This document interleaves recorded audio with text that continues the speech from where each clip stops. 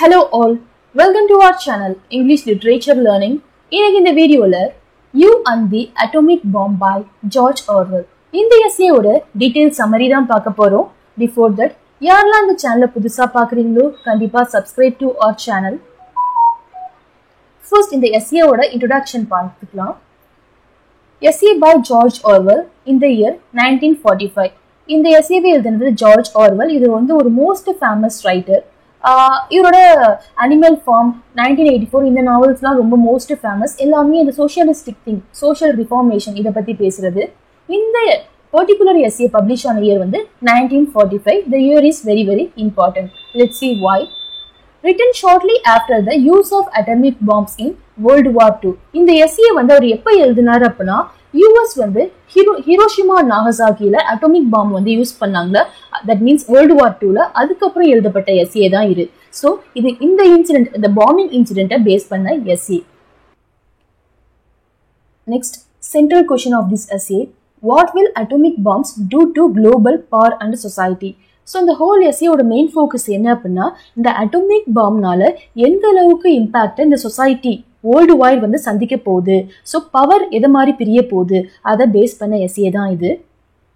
Less focus on scientific details, more on social and political impact. So atomic bomb அப்படிங்கிறதுனால இந்த எஸ்ஸேல வந்து அதை எப்படி வந்து மேட் பண்ணுறாங்க, for example number of neutrons, number of protons, இது மாதிரி எலமெண்ட்ஸ், சயின்டிஃபிக் எலமெண்ட்ஸ் இல்லாமல் வந்து ஓவராலாக சோஷியல் சேஞ்ச் அதனால எதை மாதிரி மாறப்போகுது, பொலிட்டிக்கல் சிஸ்டம் எதை மாதிரி வந்து சேஞ்ச் ஆகுது போகுது, அது போல ப்ராக்டிக்கல் திங்ஸை கான்சன்ட்ரேட் பண்ணது தான் இந்த எஸ்ஸே.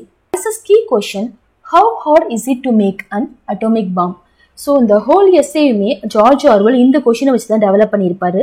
ஒரு அட்டோமிக் பாம்பை தயாரிக்கிறது எந்த அளவுக்கு ஒரு கடினமான ப்ராசஸ் அப்படின்னு சொல்லிட்டு. Next, earlier view versus the reality.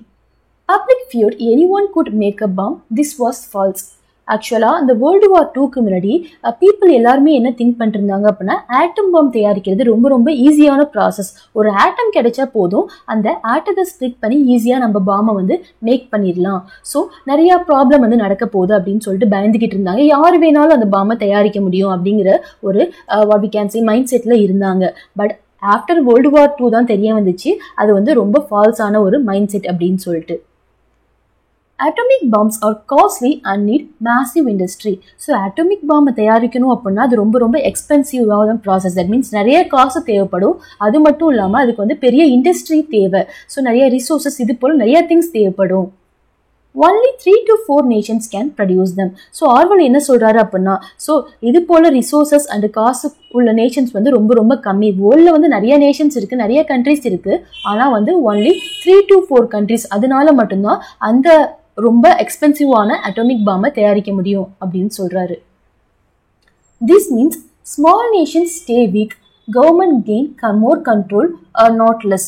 So இது மூலமாக நம்மளுக்கு என்ன தெரியுது அப்படின்னா, ஸோ இந்த ஸ்மால் நேஷன்ஸ்லாம் இருக்குல்ல, சின்ன சின்ன கண்ட்ரீஸ்லாம் இருக்குல்ல, அது எதாலையுமே வந்து இந்த அட்டோமிக் பாம்பை தயாரிக்கவே முடியாது. ஸோ அது எல்லாமே வந்து வீக் கண்ட்ரீஸாக வந்து மாறிடும்.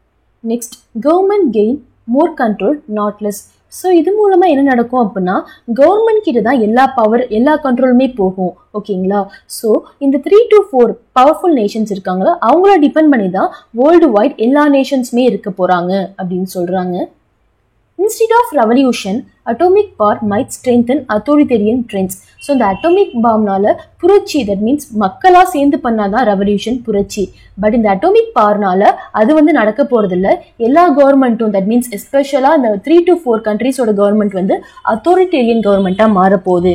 தட் மீன்ஸ் வந்து சர்வாதிகாரம் அப்படின்னு சொல்லுவாங்களா, அது போல கவர்மெண்ட்டாக மாறி இந்த 3 கண்ட்ரீஸ் தான் வேர்ல்டு வைட் எல்லா கண்ட்ரீஸையும் வந்து கண்ட்ரோலுக்கு கொண்டு வரப்போகுது அப்படின்னு சொல்கிறாங்க.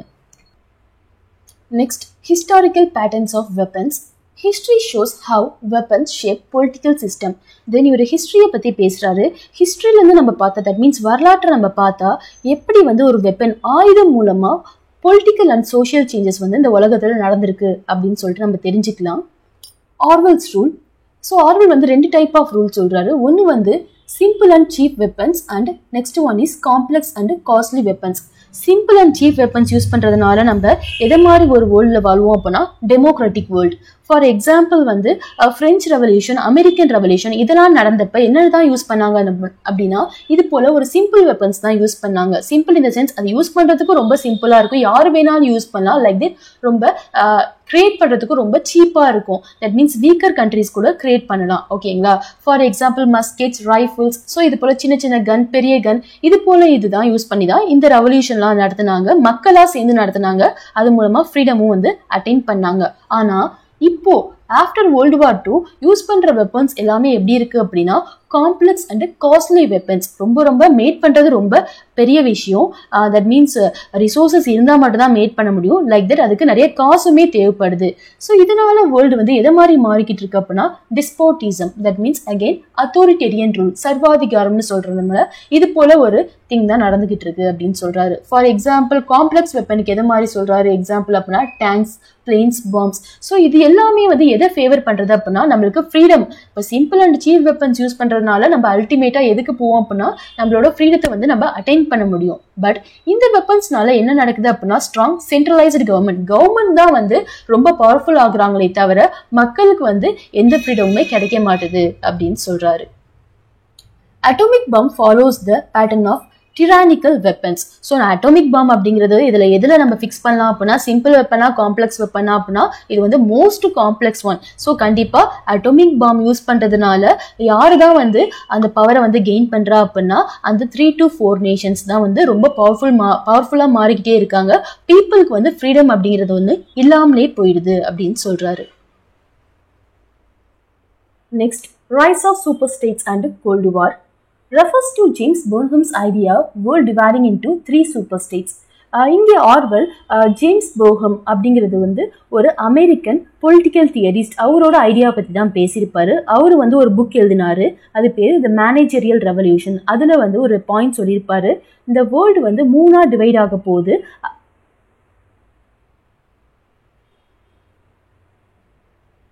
Next, rise of super states and cold war refers to James Burnham's idea world dividing into 3 super states.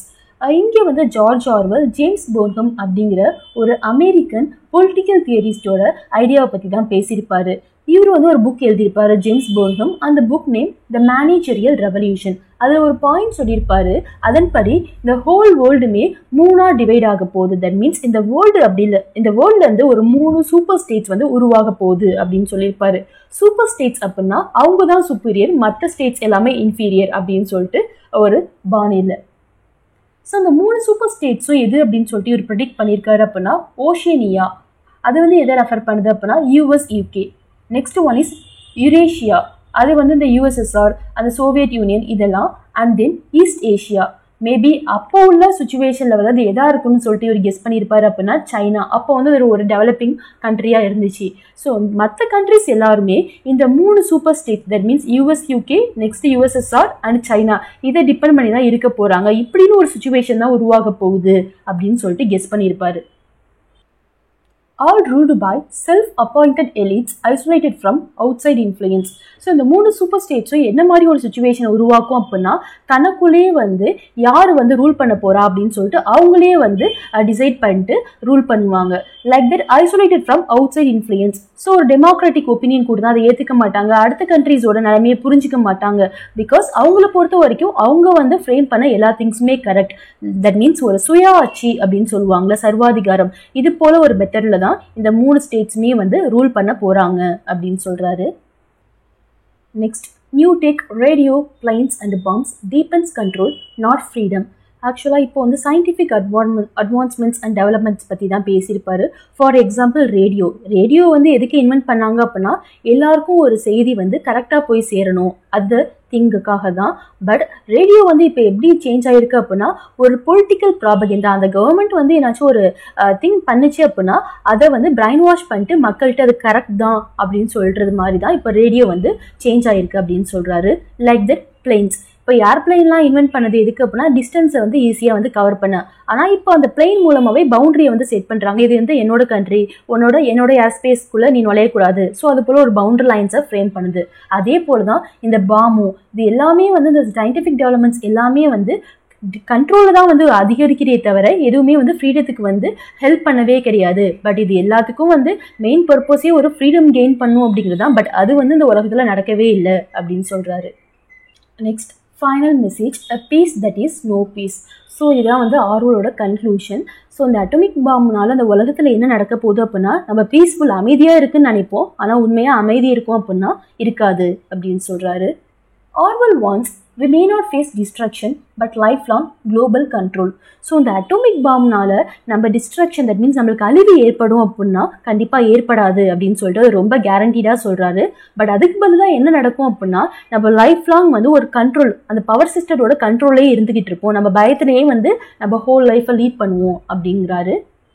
Next, it may lead to no major wars but permanent fear, control and inequality. So இந்த atomic bomb use பண்ணுறதுனால பெரிய பெரிய war, for example World War I, World War II, இது போல் பெரிய வார் எதுவும் நடக்க போகிறதில்ல.